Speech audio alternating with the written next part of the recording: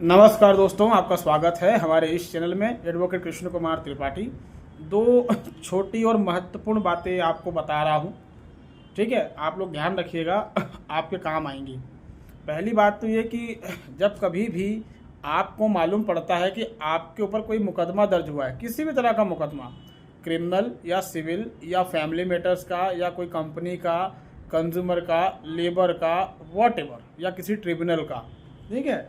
तो अगर आपको मालूम पड़ता है कि कोई मुकदमा दर्ज हुआ है और आपको उस मुकदमे का नोटिस नहीं मिला है, लेकिन कई बार एक वो रहती है कि क्यूरोसिटी रहती है, एक मतलब उत्सुकता रहती है कि हम ये पता लगा ले कि जो है मुकदमे में क्या चल रहा है, और हमें नोटिस मिला नहीं है।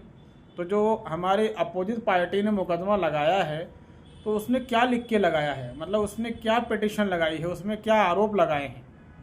तो अगर आपको ये चीज़ें पता करनी है तो कोर्ट के अंदर जो क्लर्क बैठते हैं, जिनको हम कोर्ट का बाबू बोलते हैं, क्लर्क बोलते हैं, रीडर बोलते हैं, थोड़ा उसको मैनेज करके जो है आप वो जो भी पिटिशन लगी है ना उसकी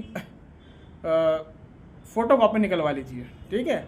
लेकिन ये गलती कभी मत करना कि आप सर्टिफाइड कॉपी के लिए अप्लाई कर दो। आपको नोटिस नहीं मिला है और आप सर्टिफाइड कॉपी के लिए जैसे ही अप्लाई करेंगे, कोर्ट एक्सेप्ट कर लेगी कि अब आपको नोटिस की आवश्यकता नहीं है, आप केस में अपीयर हो चुके हैं, ठीक है। इसलिए ऐसी गलती मत करना। कई लोग ऐसी गलती करके फंसे हैं, और फंसे किन चीज़ों में हैं, यही फैमिली मैटर्स में। ये बातें सारे कानूनों पर लागू होती है, लेकिन क्या होता है कि आप पे कोई मुकदमा जब लगता है ना, तो आपको कोर्ट से नोटिस आता है, खासकर सिविल सूट या फैमिली मैटर, तो आपको कोर्ट से नोटिस आएगा, ठीक है। कोर्ट से नोटिस आएगा आपको, उसके बाद ही आप कोर्ट में अपीयर होंगे, क्योंकि कोर्ट आपको नोटिस भेजेगी तभी तो आपको मालूम पड़ेगा कि मुकदमा लगा है। अब जनरली क्या होता है कि अगर आपका किसी से विवाद चल रहा है, खासकर फैमिली मैटर्स की बात करूँ, तो आपको मालूम पड़ ही जाता है कि वाइफ ने ये कार्रवाई कर दी है। आपको रिश्तेदारों के माध्यम से, दोस्तों के माध्यम से, कैसे भी ये बात आपको मालूम पड़ जाती है कि आपके ऊपर मुकदमा दर्ज हो चुका है। अब आपके अंदर बहुत सारी वो रहती है क्यूरोसिटी कि भाई क्या लिखवाया होगा उसने। मान लो घरेलू हिंसा का लगा दिया, मान लो 125 का लगा दिया, उसने क्या लिखवाया होगा, मुझे जानना है। अब आप किसी को वकील कर लेते हो, आपका वकील भी थोड़ा जाहिल टाइप का होता है, वो सर्टिफाइड कॉपी के लिए एप्लीकेशन लगा देता है। अब सर्टिफाइड कॉपी के लिए एप्लीकेशन लगाने का मतलब तो ये हुआ ना कि भाई आप तो उसमें अपीयर ही होगा एक तरीके से, क्योंकि वो तो ऑन रिकॉर्ड चीज़ होती है। इसलिए कभी ये गलती नहीं करना। ये गलती एक शख्स हैं जो दिल्ली में रहते हैं, उन्होंने कर दी थी, और परिणाम ये हुआ कि उनके कोर्ट में जाने के पहले ही इंटरिम ऑर्डर डोमेस्टिक वायलेंस में हो गया था। वो हैरान थे कि ऐसा कैसे हुआ। ये खेल उनके वकील ने किया था। उनके वकील ने पहले उनको बताया कि तुम्हारे ऊपर घरेलू हिंसा का मुकदमा लगा है, तुमको कागज़ चाहिए क्या पढ़ने के लिए, तुम्हारी वाइफ ने क्या लगाया एप्लीकेशन में। उसने बोला हाँ सर। उनके वकील ने कहा लाओ 10,000। इन्होंने 10,000 दे दिए। वकील ने सर्टिफाइड कॉपी निकलवाई जिसमें 500 खर्चा होता है, ठीक है, 500 भी नहीं होता। तो वकील ने यहाँ 10,000 कमा लिए, सर्टिफाइड कॉपी निकलवा के उसको दी। जैसे वकील ने सर्टिफाइड कॉपी के लिए एप्लीकेशन दिया, अपोजिट पार्टी को भी मालूम पड़ गया। उन्होंने कोर्ट से कह दिया कि सर ये तो अपीयर हो चुके हैं, इन्होंने सर्टिफाइड कॉपी लगाई थी सर। कोर्ट ने मान लिया कि हाँ यार ये तो अपीयर हुए हैं। परिणाम ये हुआ कि कोर्ट ने उसमें एक्स पार्टी मेंटेनेंस ऑर्डर कर दिया। और अभी हाल फिलहाल में आसाम से हमें एक हमारे चैनल के मेंबर, उनका कॉल आया था, उनके साथ भी कुछ ऐसा ही हुआ है, ठीक है। उनके साथ भी कुछ यही घटना घट गई है। उनके ऊपर घरेलू हिंसा का मुकदमा लगा हुआ है, उनको इसकी जानकारी भी है, मगर उनको नोटिस नहीं मिला है। अब उनके वकील ने क्या किया, सर्टिफाइड कॉपी की एप्लीकेशन लगा दी है, और इन्होंने निकाल भी लिए। मतलब अब तो कोर्ट तो मान ही लेगी ना कि भाई आप अपीयर हो चुके हो। सर्टिफाइड कॉपी तब निकलती है जब या आप उसमें वकील हो या आप उसमें क्लाइंट हो। अगर आप एडवोकेट हो, निकाल रहे हैं, तो जज उस पर साइन करने के पहले सर्टिफाइड कॉपी की एप्लीकेशन पे वो चेक करता है कि आपका जो नाम है वो वकालतनामा में है कि नहीं। और अगर आप क्लाइंट हैं तो जज आपका नाम चेक करता है फाइल में कि आप क्लाइंट हैं कि नहीं। तो सीधी सी बात है, अगर हमने इसको निकलवाया है तो जज तो समझ गया ना कि आप तो अपीयर हो चुके हो। अब आपको नोटिस की आवश्यकता क्या है, नोटिस या समन का सिंपल सा एक मोटिव होता है कि आप जो हैं आपको कोर्ट से जानकारी मिल जाए कि जनाब आपके खिलाफ़ मुकदमा लगा है, बस इतनी जानकारी आपको कोर्ट से मिल जाए, ठीक है, आपके संज्ञान में आ जाए चीज़ें कि आपके ऊपर कोई मुकदमा कोर्ट में लगा है, बस नोटिस का यही मोटिव है। अब ये मोटिव बिना नोटिस के पूरा हो रहा है तो फिर जनाब कोर्ट नोटिस क्यों जारी करेगी, ठीक है, कोर्ट नोटिस क्यों जारी करेगी। ऐसा ही एक कांड हमने भी किया था एक केस में। उसमें हमने मतलब पिता पुत्र के बीच में केस था, सिविल सूट था। तो पुत्र कोर्ट आया हुआ था, उसको ज़्यादा जानकारी नहीं थी, तो हमने उससे फाइल में साइन करवा ली थी। उसने साइन कर दी, जबकि उस समय तक उसने वकील भी नहीं किया था। अब उसके वकील ने बाद में उसको कहा कि अभी तो अपने को नोटिस नहीं मिला है, लेकिन जब उसके वकील को मालूम पड़ा कि ये तो फाइल में साइन करके जा चुका है, तो उसके वकील ने सिर पकड़ लिया, करे वहाँ पे अब तो कोर्ट नोटिस जारी करेगी नहीं, क्योंकि कोर्ट तुम्हारा अपीयरेंस हो चुका है उसमें। तो इसी तरीके से कभी भी कोई मुकदमा हम पे लगता है, हमें उसकी जानकारी चाहिए तो हम सर्टिफाइड कॉपी वगैरह ना लगाएं, ठीक है। अगर आपको उसकी कॉपी चाहिए ही तो दूसरे तरीके हैं, आप भी जानते हैं, बताने की ज़रूरत नहीं है, इंडिया है, ठीक है, हमारा करप्शन बहुत ज़्यादा है, सब निकल जाता है, ठीक। तो इस चीज़ का ध्यान रखें। अगर किसी के साथ ये गलती हो गई चलो ठीक है, लेकिन नेक्स्ट टाइम कभी भी ऐसी चीज़ें ना करें। और बाकी लोग जो ये हमारा ये वीडियो देख रहे हैं जिनके पास ऐसी खबरें हैं कि उनकी वाइफ ने ये मुकदमे लगा दिए हैं, वो भी सावधान रहें, ठीक है।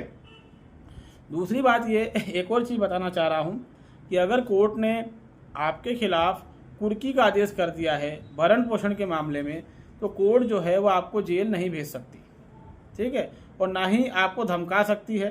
भाई कोर्ट ने तो कुर्की का आदेश कर दिया है, यह आदेश जो है कलेक्टर के माध्यम से फॉलो होता है, इसमें बहुत समय लगता है, ठीक। और इसमें भी क्या होता है, जो संपत्ति आपके नाम पर होती है उसी को ही कुर्क या अटैच किया जाता है। तो अगर अटैचमेंट का ऑर्डर किया है कोर्ट ने, तो इसमें कोर्ट आपको जेल नहीं भेज सकती। एक शख्स का बिहार से हमारे पास कॉल आया, उनका कहना है कि ऑर्डर कर दिया है कुर्की का, उसके बाद कोर्ट मुझसे बॉन्ड साइन करवा रही है, मुझे गिरफ्तार करे। मैंने कहा ऐसा पॉसिबल नहीं। हालांकि उनके साथ ऐसा हुआ है, वो सही बोल रहे हैं, तो वो जज जो है वो नाजायज़ फ़ायदा उठा रहा है, उनका वकील भी नहीं है, इसलिए जज इसी चीज़ का नाजायज़ फ़ायदा उठा रहा है, ठीक है। वाइफ जो है 125(3) में वसूली लगाती है, एग्जीक्यूशन फाइल करती है, और उसी 125(3) में अगर वाइफ ने इस चीज़ की मांग कर दी कि इनकी प्रॉपर्टी कुर्क करके मुझे दिलवाया जाए, तो कोर्ट कुर्की का आदेश कर देती है, जिसकी कार्रवाई धारा 421 के तहत कलेक्टर SDM के माध्यम से की जाती है, ठीक।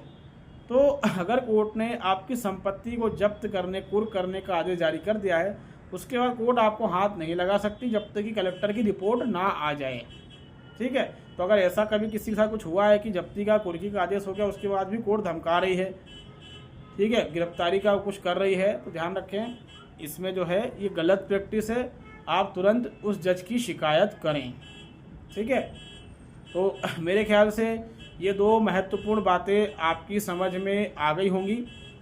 एक और बात बता देता हूँ, कभी हथकड़ी लगा के किसी भी तरह के मामलों में, क्रिमिनल, सिविल या फैमिली मामलों में कोर्ट के सामने पेश किया जाता है, इमीडिएटली कोर्ट की CCTV फुटेज निकलवाइए, ठीक है। उसके अलावा किसी परिजन को बोलिए कि वो भी आपकी फ़ोटो खींच ले। साथ में जहाँ से हथकड़ी लगा के लाए हैं वहाँ पर या तो जेल से लाए होंगे या थाने से लाए होंगे, वहाँ की भी CCTV फुटेज निकलवाइए, ठीक है। CCTV फुटेज एकदम से नहीं निकलवा सकते हैं तो इमीडिएटली जो बड़े अधिकारी हैं, जैसे कोर्ट में DJ साहब होते हैं, उनको एक लेटर लिख के दीजिए या मेल कीजिए कि आज की इतने बजे से लेकर इतने बजे तक की CCTV फुटेज को सुरक्षित किया जाए, ठीक है। पुलिस की CCTV फुटेज तो जो 1.5 साल तक सुरक्षित रखने का आदेश है, तब भी पुलिस के बड़े अधिकारियों को मेल कर दीजिए कि इस तारीख की इतने बजे से लेकर इतने बजे तक की CCTV फुटेज को सुरक्षित किया जाए, और फिर उसको निकलवा कर जज के सामने एप्लीकेशन लगाइए कि मुझे हथकड़ी इन्होंने कैसे लगाई। हमारे देश में गरीब आदमी को हथकड़ी लगाई जाती है, अमीर को नहीं लगाई जाती। अमीर को तो अलग गाड़ी में ले जाते हैं, ठीक है। आज तक कभी नहीं हुआ किसी अमीर को हथकड़ी लगाई हो। सलमान खान ने कितने क्राइम करे, एक में भी उसको हथकड़ी नहीं लगाई गई।